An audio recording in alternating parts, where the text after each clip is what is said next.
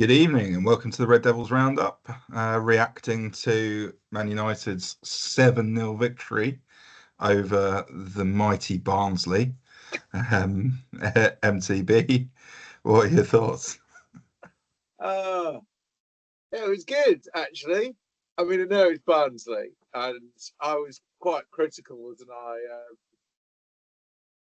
Saying that we still weren't quite good enough at Southampton, but it was positive and it was exciting. Actually, do you know what? I felt the same with the game tonight. Those are the kind of teams, you know, a couple of years ago, definitely, probably even last year, even though we did quite well in cup competitions, I guess. But that's the exact kind of team, isn't it, that we would have struggled against. They would have sat back. We wouldn't have broken down. I mean, fair play to Barnsley. They definitely went for it a bit. I think they lacked a little quality at times, didn't they? And United were clinical. I think going from, I guess, front to back, I'm going to go because the front three were really good. Anthony, I did feel was a little anonymous at times, but he's got to be building some confidence. I think hopefully that's a platform for him to build on. Rashford's taken a step forward. I mean, Garnacho was without question the best player in the pitch. He is just different. I think he's just got to be starting on the left for me. I don't know how we're going to work that out this season, but actually an exciting problem to have.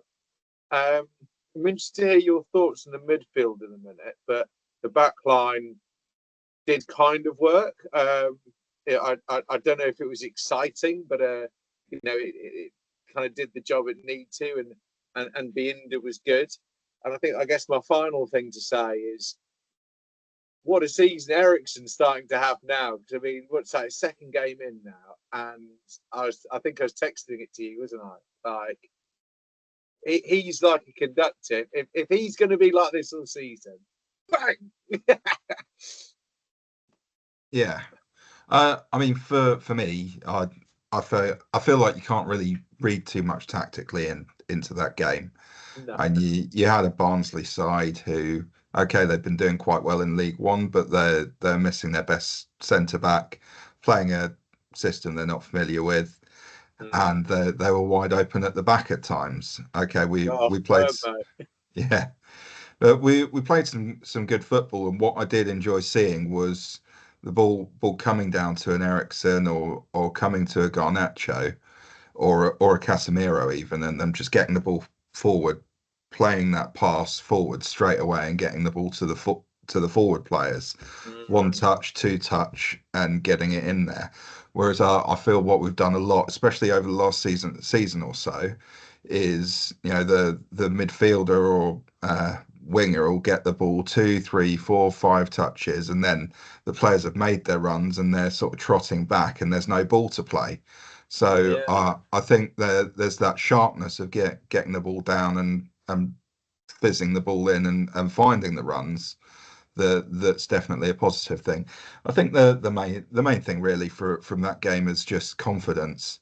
And Yeah. as you say, it's a game that last season, we might have struggled through to what was it, Newport? We went 2-0 up, tippy tappied it around, conceded a goal, conceded another goal, back to 2-2, and then eventually won it 4-2. But I mean that could easily have been that sort of game. What I was Yeah. really pleased to see was we went to 1-0 up, 2-0 up, and we showed that killer instinct. We put the game to bed. We got those goals scored, and you know 2-0, 7-0 makes no difference in the cup competition. But what it does is it gives you a bit of confidence, gives you a bit of momentum. You've got players like Garnacho, Rashford, Eriksen all scored two goals. They'll be flying high after that game.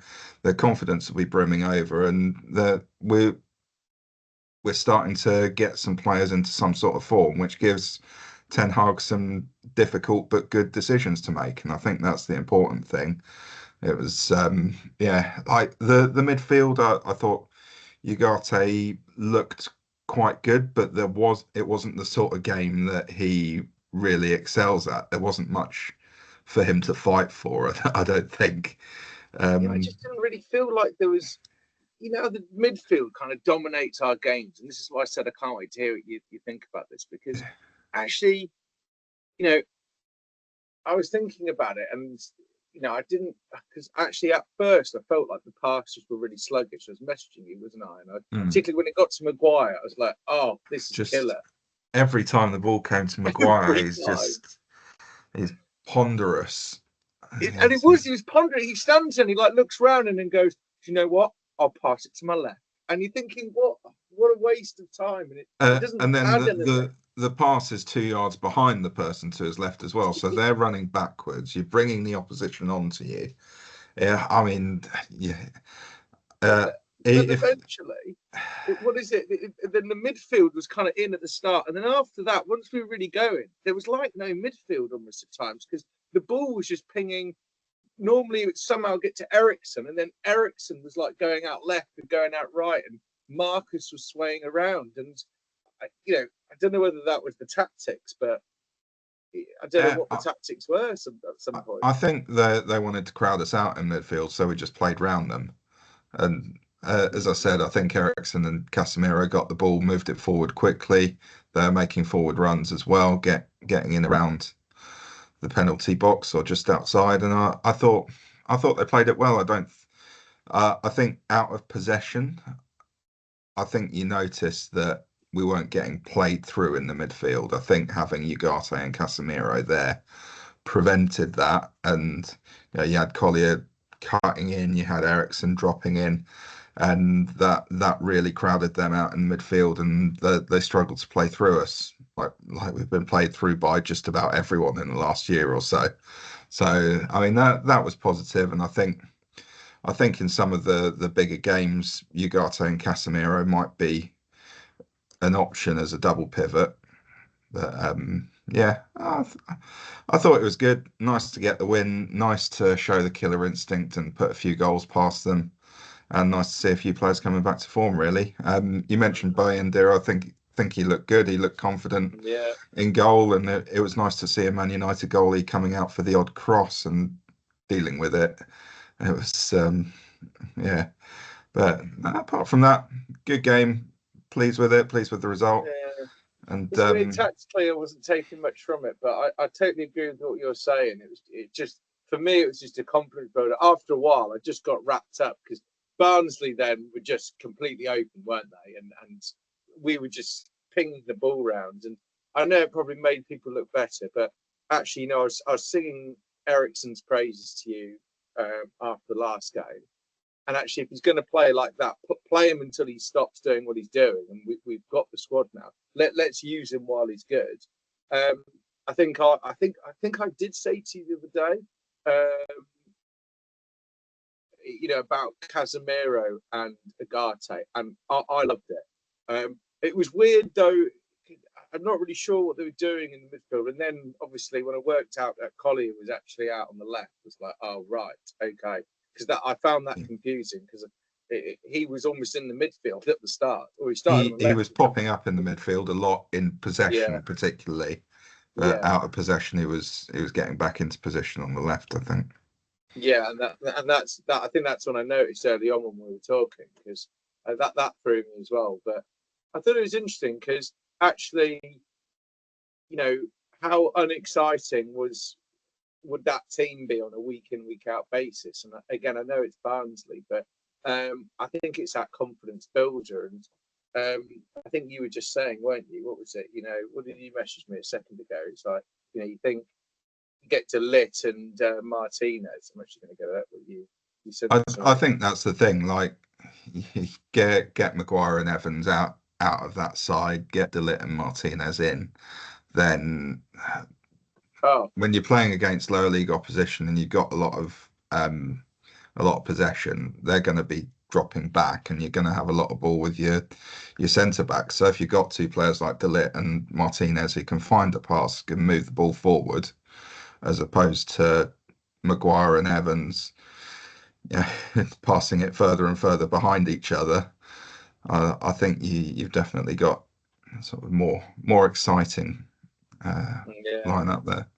be interesting to see if Anthony gets another follow-up start soon, because I thought that was really positive from him, and that's something I was wondering. And the other thing, I think my biggest disappointment is I do feel like that was the perfect opportunity to bring Harry Amas on, and actually I really wanted to see Agate play with Collier. I'm glad Collier got his first start, Yeah. granted, but it would have been nice to see Amas, I think, coming in. But he obviously doesn't feel like he's ready for starting a game, does he? Yeah, there's something there, isn't he? It isn't there, but I mean, surely Amas has got to be a better left back than Collier. Collier looked like he'd never played that position before, I and would totally agree. I actually, I mean, he did it's well. Barnsley. He did Yeah, well, yeah, I know, but yeah, it's I can't get over that, because I think I would have rather seen Amas start and then Collier actually come on for. Probably would have brought Agate on, just because it's early in the season, and Casemiro, I think, needed that game. He did worry me at the start though, Harry. Oh my god. Oh, he went flying into a couple of tackles, and I thought it was only a matter of time before he gets a yellow, and then is he going to get another one? But he cleaned it up quite well, I think. Yeah, I would argue both of those tackles for me were yellow cards as well. Yeah, yeah. Like that was a red card. Like I that was game. surprised he didn't get a yellow card for either of those.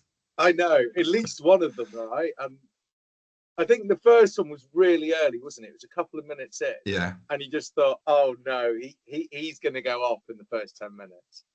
But, I mean, the first 15 minutes were a bit touch and go at times. I think Collier was really struggling down the left hand side. I thought he could have got a yellow card once or twice.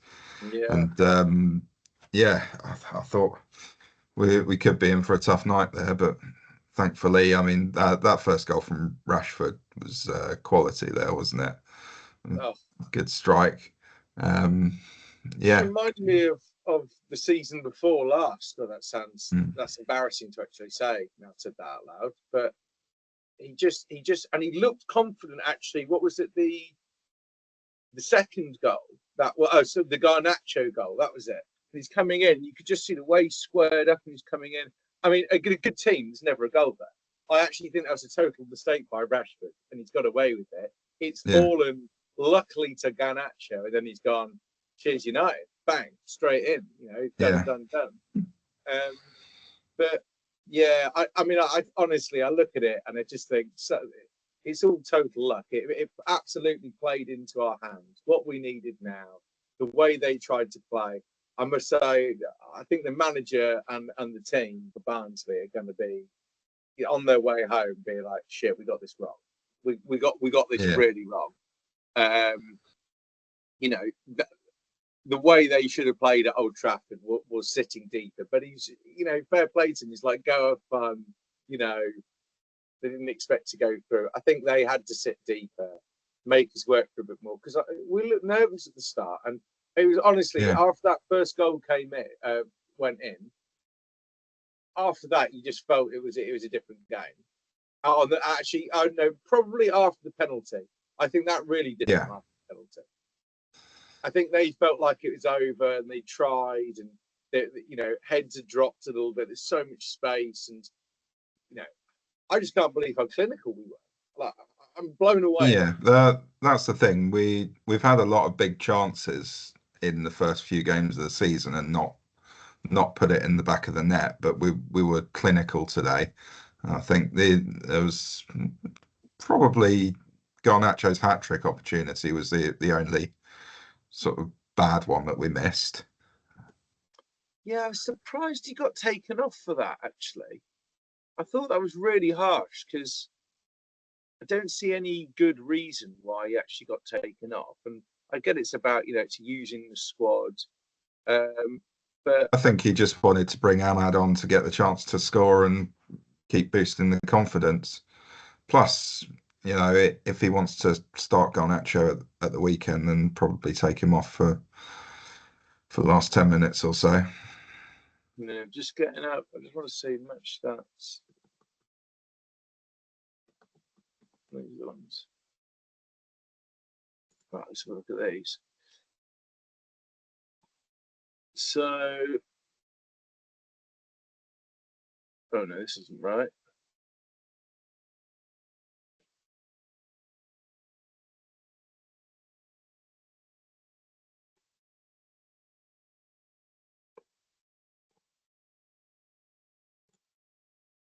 Let's try a different one, actually. Oh, I know why. My bad. I typoed. Let's see if that solves it. All right. Right. What an idiot. Brilliant. I was thinking, what the hell is this? Right. Just want to see what they. It's not really anything on this. There's lots of zeros. Match stats, lineup. Oh, maybe someone hasn't got round to putting them up yet. That's really disappointing. It's got the scores and some basic bit. Man United, 26 shots, 13 on target, 9 blocked, 65% possession, 41 touches in the opposition box. Wow, was it? Yeah. I mean, that's unheard of. That's unheard of at the moment. What did they put down as best player out of interest? I'm just looking on BBC there. I think Rashford got given the man of the match, didn't he? Oh, did he? Yeah. It's 100% Garnacho. Yeah, the stats. It's because it's EFL, isn't it? They're rubbish. Yeah. No, honestly, really exciting. I mean, Rashford is just loved. I must say, Marcus Rashford looks totally different now. If you can go on a run of form, then really excited. But I'm still, Collier on the as left back. It was Barnsley. It worked for today. I think that's the biggest concern I've probably come out with in the game, or one of my concerns. But why Amas, and that was my biggest disappointment. Why he wasn't starting. I think you think if there was ever a game to play him in, this was it, wasn't it? This was it. That's exactly what I'm saying, Harry. Yeah. He's clearly just not ready, and Ten Hag doesn't want to throw him in yet. I mean, I don't think we can doubt his sort of happiness to throw youngsters in. He's done it from the start. So if he's not throwing Amas in, then I guess he's got a good reason for it. But no, and in Ten Hag, I absolutely trust. I've been a staunch defender of Ten Hag. You were waning, I'd say, towards the end of last season, weren't you? And I was like, no, this is the guy. I'm telling you, we need to clear out. And I feel like I've definitely got along the lines of what I wanted. But yeah, I don't know if you heard today. Was it today? Yeah, it was this morning, I'm sure. Luke Shaw is out for an unknown period of time now. And no one knows what's going on. They're keeping it really secret. Yeah. I've seen a few things coming out about it, and I'm sure I was listening to the United stand earlier, and Mark Goldbridge was chatting away about it, and I think he raised the exact same concerns that I'm having now. I think I'm sure he actually said, which I think is an interesting point, without a left back at all, that could be the difference between us getting top 4 or not. Yeah, 100%. It seems like a bizarre decision not to sign a left back in the summer. Seems bizarre, the whole situation with Luke Shaw, and they don't seem to know when he's coming back. They said after the international break. How long after the international break? Apparently, he's not even training with the first team yet. Which one, next year? The one in March, maybe. Or, that sounds about right. The summer. But that's concerning. Although sounds like Malacia is ramping up his training schedule and could be getting involved in some behind closed door games over the next couple of weeks. He started training now? Is that Yeah, right? he has. Yeah, Yeah, I saw something about that. but Right? I mean, the thing with him is, will he even remember how to play? Like, he's not played in Yeah, so like, long. what's this ball? Is this a rugby ball? Uh, but it's the muscle memory and the Yeah, the touch and the positional sense. Like, what's that going to be like after so long out? And was he that good anyway before he got injured? Can't really I remember. was not sold on them at all. Yeah, Not so sold it's at all. yeah, left back's a big concern. I think with Yeah. Ugarte coming in, I think I'm pretty happy with our midfield options, especially with Mm. Ericsson looking like he can do a job. Collier coming in and looking promising, but yeah, the one area of concern is that left back position. Yeah, no, we've got an exciting competition forming between the wingers. I mean, Xerxes actually, when he came on, did not really set my world alight. But then No, again, I actually think he's building into the team. If you look at his season so far, loving it. Can't wait to see Rasmus come back. Um, is he going to get any more service though? Because I feel I feel like he hasn't been missed because actually the wingers have stepped up and maybe that lack of a focal point has helped them. Who knows? But um, um, I wouldn't say that. I think he'll get a bit more service this year. As I was saying to you earlier, like loving Garnacho so far this season because he's looking to have some creativity and he's added that clinical finishing as well. So, and I think he'll be able to create stuff for the forward as well. And I think Ahmad on the right is a more creative player as well. Watching back the highlights from the game at Southampton, I actually noticed a, a bit more that he was involved in so many of the attacks that resulted in chances for us. So I think he's going to be a pivotal player on the right hand side this season. yeah, no, I agree. I mean, like I said to you on the last video, I think he was second best player in the pitch for me, and he wasn't far off De Ligt in the grand scheme of things. But I think De Ligt just was a class above everyone else. Actually, he really was. He just really stood out for me. And actually, I think you look at it, you just think, right, everyone needs a bit more match fitness, don't they? A little bit more sharpness, and actually, we can be competitive. I totally agree with you. I'm actually very excited about the midfield. You know, I think something for us to cycle back on as the season develops. How long are Casemiro's and Ericsson's legs going to hold out? But then, if Mainu's getting a bit of a rest now, and Mount does come back into the team. I've heard actually he's progressing He's really well, isn't he? And Yeah, coming he's back back in in. training, so he should be back fairly soon. Lindelof, I think, as well. Hoyland is getting there as well with his fitness.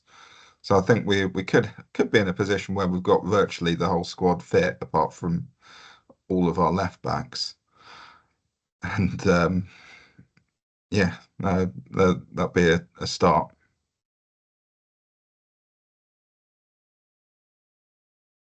You frozen there, mate. All right. Well, on that note, we'll wrap it up. Cheers.